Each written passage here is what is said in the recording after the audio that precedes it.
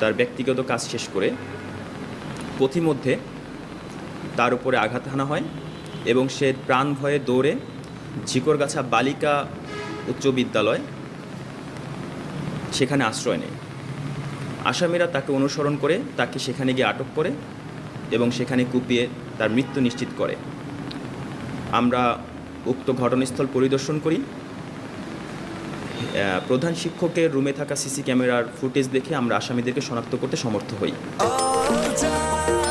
নিশ্চিন্তে খান স্বাস্থ্যকর all time পান, অল টাইম হেলদি লাইফ। ঘটনাস্থলে 10 থেকে 12 জন আসামি ছিল এবং প্রত্যেককে আমরা শনাক্ত করি এবং তখন থেকে আমরা তাদেরকে গ্রেফতারের জন্য সর্বোচ্চ চেষ্টা করতে থাকি।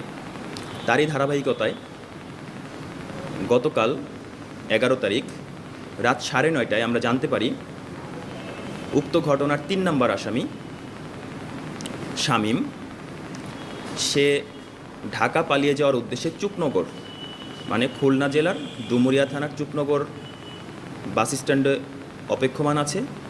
তখন আমরা দ্রুত ঘটনাস্থলে ওইখানে যাই এবং তাকে গ্রেফতার করতে সমর্থ হই এবং একই তারিখ রাত আনুমানিক 10:25 ঘটিকায় এই মামলার অপর আসামি 5 নম্বর আসামি মেহেদি, তার সম্পর্কে আমরা জানতে পারি সে মহেশপুর থানাধীন, ঝিনাইদহের মহেশপুর থানাধীন নোয়ানী বাজার এলাকায় অবস্থান করছে এবং সে অবৈধভাবে ভারতে পালিয়ে যাওয়ার চেষ্টা করছে।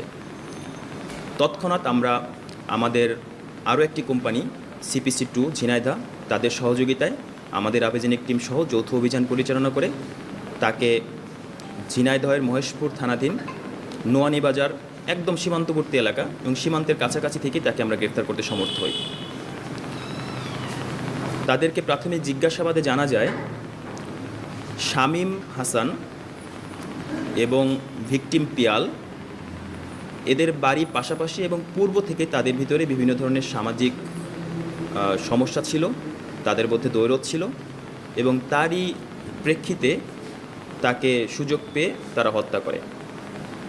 এই মামলার আরও আসামি যারা আছেন তারা আমাদের রাডারই আছেন। ইনশাআল্লাহ আমরা তাদেরকে দ্রুততম সময়ের মধ্যে গ্রেফতার করতে সমর্থ হব।